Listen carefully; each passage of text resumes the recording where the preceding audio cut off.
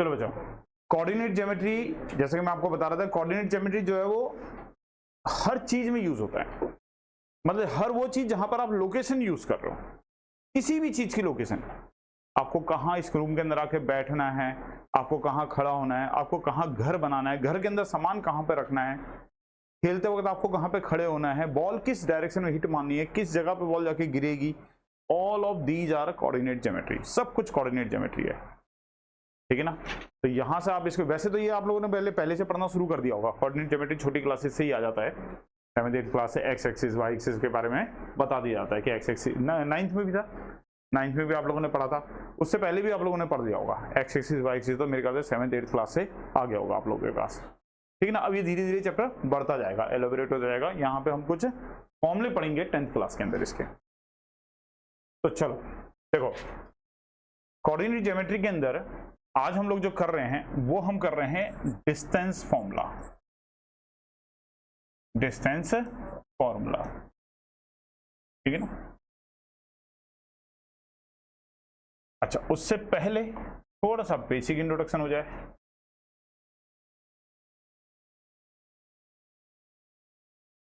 एक horizontal line होती है, एक वर्टिकल लाइन होती है, इसको क्या बोलते हैं, इसको क्या बोलते हैं, वाई एक्सिस। इस पॉइंट को क्या बोलते हैं, ओरिजिन। ओरिजिन के राइट साइड में एक्स कैसा होता है, पॉजिटिव। ओरिजिन के लेफ्ट साइड में कैसा होता है, ओरिजिन से ऊपर वाई कैसा होता है, ओरिजिन से नीचे कैसा होता है। ये जो चार हिस्से बनते हैं, इन चार हिस्सों को क्या बोलते हैं, इसको कौन सा क्वाड्रेंट बोलते हैं, फर्स्ट क्वाड्रेंट। इसे क्या बोलते हैं, सेकंड क्वाड्रेंट। इसे क्या बोलते हैं, थर्ड क्वाड्रेंट।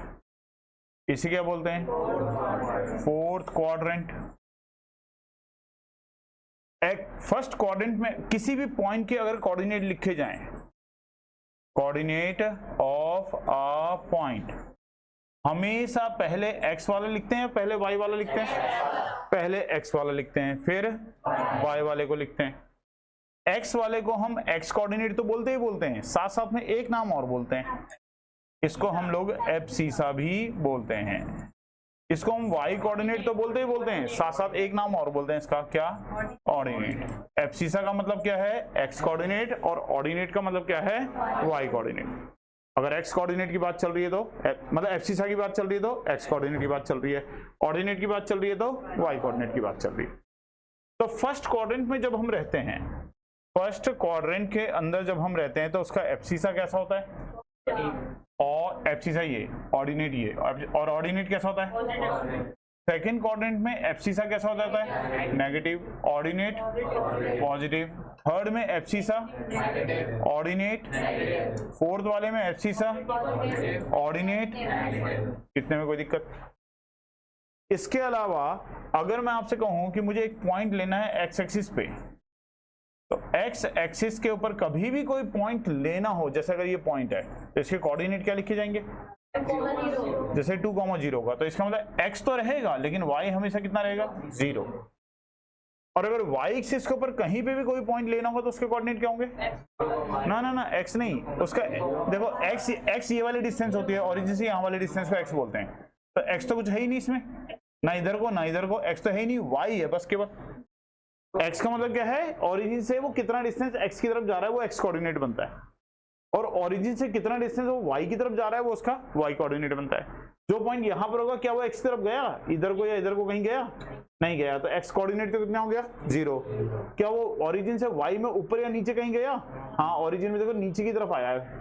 तो इसका मतलब अगर आपको लेना हो पॉइंट ऑन y एक्सिस, तो y एक्सिस के ऊपर पॉइंट क्या लोगे आप, 0, y। कभी भी x, इसको अच्छी तरीके से नोट कर लेना, कभी भी कोई पॉइंट अगर x एक्सिस के ऊपर लेना होगा तो क्या लोगे, x, 0। कभी भी कोई पॉइंट y एक्सिस के ऊपर लेना होगा तो क्या लोगे, 0, y। और क्वाड्रेंट के अंदर कोई पॉइंट लेना होगा तो क्या लोगे, x, y। क्लियर है इतनी बातें, ये सब बेसिक बातें, ये सब आप लोगों ने 9th क्लास में पढ़ा था क्वाड्रेंट के बारे में। ये सब तो चलो अब हम बात कर रहे हैं किसके बारे में, डिस्टेंस फॉर्मूले के बारे में, कि अगर दो पॉइंट्स हैं और उन दो पॉइंट्स के बीच में, जैसे मैं यहाँ पे खड़ा हूँ और एक बच्चा वो सबसे पीछे बैठा हुआ है, और मैंने कहा हम दोनों के बीच में कितना डिस्टेंस है, तो एक तो होगा कि हम यहाँ से एक वो लें मेजरमेंट के लिए कोई स्केल वगैरह लें और इसको नाप लें, और एक होता है कि हम कोऑर्डिनेट ज्योमेट्री का यूज करें। कोऑर्डिनेट ज्योमेट्री का यूज करने के लिए हमें इस कमरे के अंदर कहीं पे किसी एक पॉइंट को ओरिजिन कंसीडर करना पड़ेगा पहले। सपोज क्या ये जो कॉर्नर है इसको मैंने ओरिजिन मान लिया, अब ओरिजिन से मेरे कोऑर्डिनेट क्या बन रहे हैं ये देखने पड़ेंगे, उस बच्चे के कोऑर्डिनेट क्या बन रहे हैं वो देखने पड़ेंगे, और उन कोऑर्डिनेट्स का यूज करके हम दोनों के बीच में क्या निकाल सकते हैं, डिस्टेंस निकाल सकते हैं। देखो कैसे, फॉर्मूला तुम खुद ही तैयार कर सकते हो, मैं आपको फॉर्मूला ना भी बताऊं ना तुम खुद बना लोगे, क्योंकि इतनी नॉलेज आप सबको है, बस आपको ऑब्जर्व करना है ध्यान से। देखो मैं समझाता हूं कैसे, फॉर्मूला तुम खुद तैयार करना, फॉर्मूला तुम अपने आप बनाना है इसका। सपोज क्या ये ओरिजिन है, सपोज क्या मेरी लोकेशन यहां पर है और मेरी लोकेशन यहां पर है, तो मैं ओरिजिन से x की तरफ से, x पे कितना है x1 और y पे कितना डिस्टेंस है ये y1, तो बताओ भाई मेरे कोऑर्डिनेट क्या हो गए, x1, y1, ये तो मेरे कोऑर्डिनेट हो गए। एक जो दूसरा बच्चा है सपोज वो यहां पर है, ओरिजिन से उसका x के अलोंग डिस्टेंस देखा तो सपोज क्या उसका डिस्टेंस कितना था x2, ओरिजिन से उसका y के अलोंग डिस्टेंस देखा तो उसका डिस्टेंस कितना था y2, तो उसके जो कोऑर्डिनेट बने वो क्या बने, x2, y2, ये उस बच्चे के कोऑर्डिनेट हो गए। और मैं चाहता हूं कि दोनों के बीच में क्या निकल जाए, डिस्टेंस। मैं चाहता हूं कि इसके और इसके बीच में क्या निकल जाए, डिस्टेंस। ये डिस्टेंस मैं निकालना चाहता हूं। अगर मैं यहां पे एक इस टाइप से राइट एंगल ट्रायंगल ड्रॉ कर लूं, क्या बना दो, राइट एंगल ट्रायंगल, यहां पे मैंने एक राइट एंगल ट्रायंगल बना दिया, तो इसका मतलब जो मुझे फाइंड आउट करना है वो इस राइट एंगल ट्रायंगल का क्या है, हाइपोटेन्यूज। और पाइथागोरस की थ्योरम क्या कहती है कि हाइपोटेन्यूज का स्क्वायर इक्वल टू होता है परपेंडिकुलर का स्क्वायर प्लस बेस का स्क्वायर। तो कहने का मतलब अगर मुझे परपेंडिकुलर और बेस का पता चल जाए तो मुझे इसका भी पता चल जाएगा और मेरा काम हो जाएगा। तो मुझे ए भी तो पता करना है, और ए भी जो है वो इस राइट एंगल ट्रायंगल का क्या है, हाइपोटेन्यूज। और हाइपोटेन्यूज निकालने के लिए हमें जरूरत पड़ेगी किसकी, परपेंडिकुलर की और बेस की। इसी तरीके से तुम इसका पता लगाओ और इसका पता लगाओ, अगर ये दोनों मिल गए तो तुम्हारा काम हो जाएगा। अब देखो ये पता लगाना भी बहुत आसान काम है, मैं तुम्हें एक दूसरे एग्जांपल से समझाता हूँ।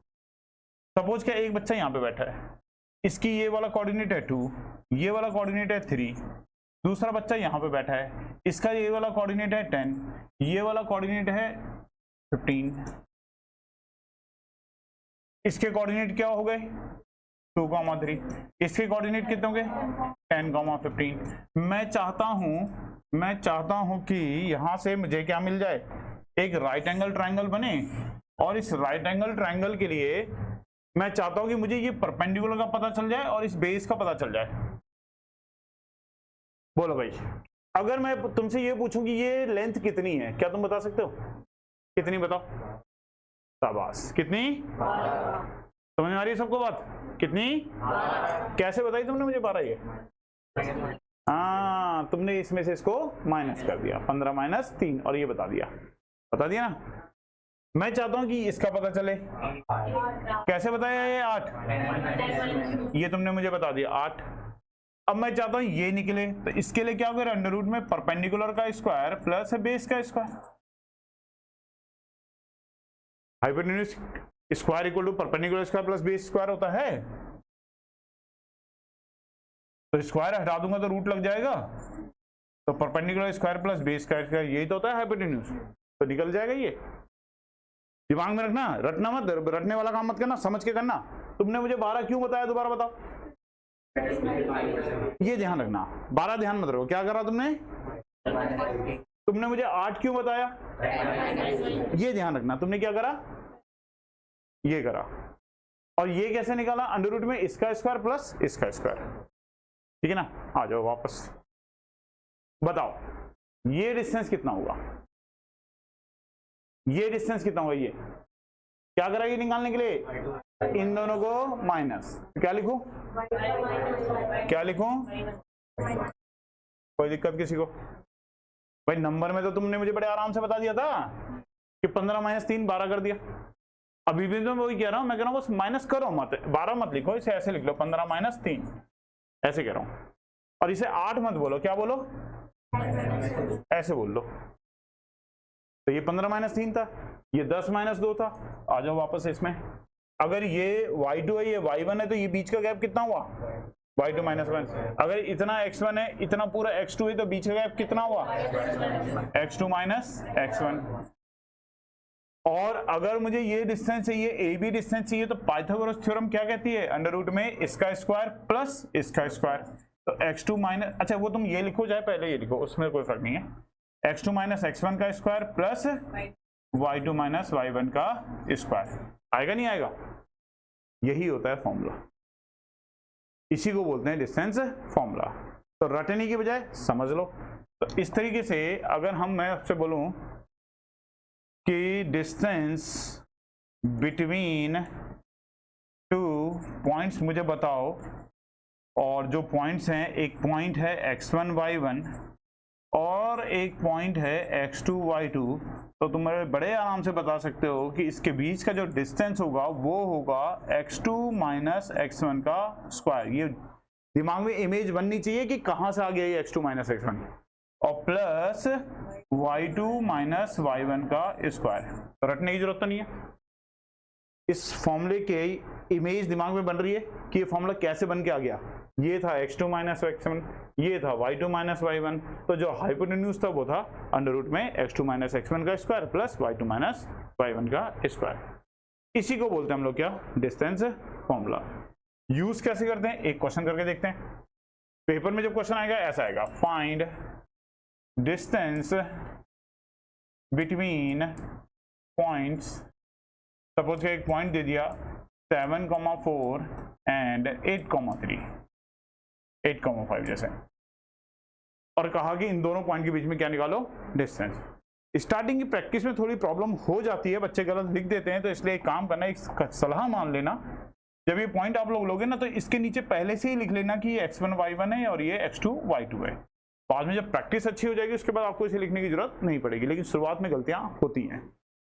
हम जानते हैं कि डिस्टेंस का जो फॉर्मूला होता है वो होता है क्या, x2 माइनस x1 का square plus y2 minus y1 का स्क्वायर। ये डिस्टेंस फॉर्मूला होता है। अगर हम यहाँ पर वैल्यूज पुट करें, तो x2 की वैल्यू बोलो कितनी है, देखो पहले से लिखी रहेगी तो छान, गलती पता क्या होती है, गलती बताता हूँ, यहाँ पे बच्चे ऐसे करते हैं, इसे ले लेते हैं x1 x2, इसे ले लेते हैं, तुम में से भी देखना कुछ लोग गलत करेंगे तो मैं बताऊंगा, मैंने बोला भी था x1 x2, और इसे ले लेंगे y1 y2, जबकि ऐसा नहीं है, पहला क्या होता है x, दूसरा क्या होता है y। तो यह है x1 y1, और ये पहला x दूसरा y, तो यह है x2 और y2। x1 x2 मत ले लेना गलती से भी, ठीक है, ऐसे लेना x1 y1 है और x2 है, और लिख लेना पहली, ताकि पुट करते वक्त गलती ना हो। x2 की वैल्यू बोलो, x1 की वैल्यू बोलो, y2 की वैल्यू बोलो, y1 की वैल्यू बोलो, और 8 में से 7 गया तो 5 में से 4 गया तो 1 का स्क्वायर गया तो 1 प्लस 1 कितना आएगा, अंडर रूट में 2, और साथ में यूनिट्स जरूर लिख देना। जब भी इस फॉर्मूले को यूज करोगे इसके आगे क्या लिख दोगे, यूनिट्स।